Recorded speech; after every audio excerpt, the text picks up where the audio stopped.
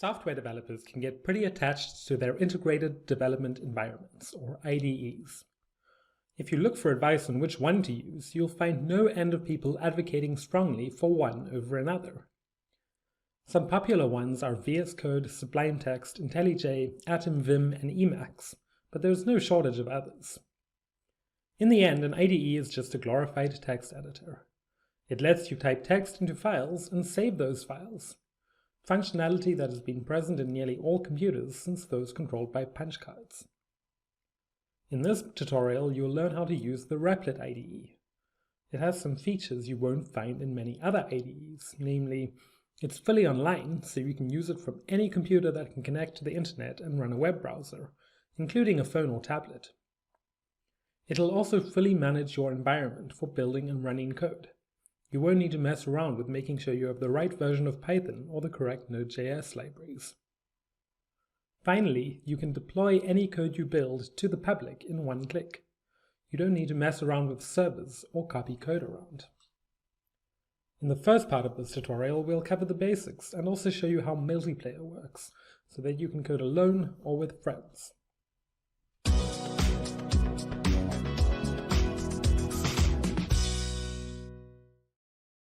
Although you don't need an account to use Repl.it, you can simply navigate to Repl.it and press the Start Coding button.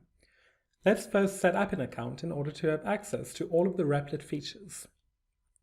Visit Repl.it/signup and follow the prompts to create a user account, either by entering a username and password or by logging in with Google, GitHub, or Facebook. Once you're done, hit the plus button in the top right. In this example, we're choosing to create a new Python project. Repl.it will automatically choose a random name for your project, or you can pick your own name. Note that by default, your REPL will be public to anyone on the internet. This is great for sharing and collaboration, but we'll have to be careful to not include passwords or other sensitive information in any of our projects. You'll also notice an Import from GitHub option. Repl.it allows you to import existing software projects directly from GitHub, but we'll create our own for now. Once your project is created, you'll be taken to a new view with several panes. Let's take a look at what these do.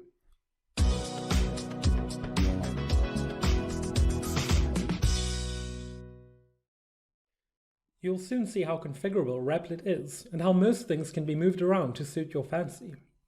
However, by default, you'll get the layout shown here. On the left, in pane 1, we have the Files pane. By default, this shows all the files that make up your project. Because we chose to create a Python project, Repl.it has gone ahead and created a main.py file already. In the middle, in pane 2, we have our code editor. This is where you'll probably spend most of your time. It's a text editor where you can write code. Here, we can add 2 lines of Python code, which we'll run a bit later. In pane 3, we have an output pane. This is where you'll see your code in action. All output that your program produces will appear in this pane, and it also acts as a quick sandbox to run smaller pieces of code, which we'll look at more later. The green button at the top is the Run button. If you click this button, your code will be executed, and the output will appear in the Output pane on the right. Finally, on the left, we have the menu bar. This lets you control what you'll see in the Files pane. By default, you'll see files there that make up your project, but you can use this bar to view other things here too by clicking on the various icons. We'll go through each of these options in more detail in later tutorials. Don't worry too much about all the functionality offered right away. For now, we have a simple goal. We want to write some code and run it. Let's do this now. Enter the code shown into pane 2 and hit the Run button. Your script will run and the output it generates will appear on the right pane, pane 3. Our code outputs the phrase, "Hello World." It's a long-standing tradition that when you learn a new language, the first thing you do is build a project that displays this phrase. It then outputs the answer to the sum, 1 plus 2. You probably won't be able to turn the script into your next startup unicorn quite yet, but let's keep going. In computer programming, REPL, or REPL, stands for Read, Evaluate, Print, Loop. And a REPL interface is often the simplest way to run short computer programs. It's also where Repl.it got its name. While in the previous example we saved our code to a file and then executed the file, it's sometimes quicker to execute code directly. You can type code into the output pane and press the Enter key to run it. Here we print Hello World again and do a different sum without changing the code in our code file. This is useful for prototyping or checking how things work, but for any serious program you write, you'll want to be able to save it, and that means writing the code in a file like in our earlier example.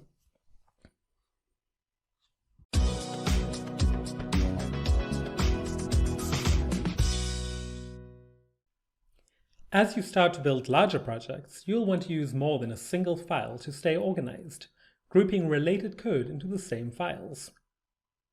So far, we've only been using the main.py file that was automatically created for us when we started the project, but we're not limited to this file. Let's add a new file, write some code in that, and import it into the main file for use. As an example, we're going to write code to solve quadratic equations. If you've solved these before by hand, you'll know that it can be tedious. But with a computer, we can automatically go through each of these steps. Let's make Python do the repetitive steps for us by creating a program called solver. This could eventually house a lot of different solvers, but for now we'll write just one called solve quadratic. Add a new file to your project by clicking on the New File button. Call the file solver.py. You now have two files in your project, main.py and solver.py, and you can switch between these by clicking on them. Open the solver.py file and add this code. Note that this won't solve all quadratic equations, as it doesn't handle cases where d, the discriminant, is 0 or negative. However, it'll do for now. Navigate back to the main.py file and delete all the code we had before. Add this new code instead. Note how we use Python's import functionality to import the code from our new solver script into the main.py file, so that we can run it. Python looks for .py or Python files automatically, so you omit the .py suffix when importing code. Here we import the solve quadratic function, which we just defined, from the solver.py file. Run the code and you should see the solution to the equation. Congratulations! You've written your first useful program. Coding is more fun with friends or as part of a team. If you want to share your code with others, it's as easy as copying the URL and sending that. In this case, my URL is repl.it/@gareth.dwyer1/myfirstproject, but yours will be different based on your Repl.it username and the project name you chose. You can copy the link and open it in an incognito tab or a different web browser to see how others would experience your project if you were to share it. As you can see, by default they'll be able to see all of your files and your code and also run your code. But they can't make any changes. If someone else tries to make changes to your REPL, it'll automatically get copied or forked to their account or an anonymous account if they haven't signed up for Repl.it. Any changes your friends make will only happen in their copies. It won't affect your code at all. Because no one else can edit your REPL, you can share it far and wide. But because anyone can read your REPL, you should be very careful that you don't share anything private or secret in it. Of course, sometimes you might want others to have write access to your REPL so that they can contribute or help you out with a problem. In these cases, you can use Repl.it's multiplayer functionality. If you invite someone to your REPL, it's different from sharing the URL with them. You can invite someone by clicking Share and sending them the secret link that starts with repl.it/join. This link will give people edit access to your REPL. If you have a friend handy, send it to them to try it out. If not, you can try out multiplayer anyway using a separate incognito window again. Here you can see our main Repl.it account on the left and a second account which opened the multiplayer invite link on the right. All keystrokes can be seen by both accounts in real time, similar to Google Docs.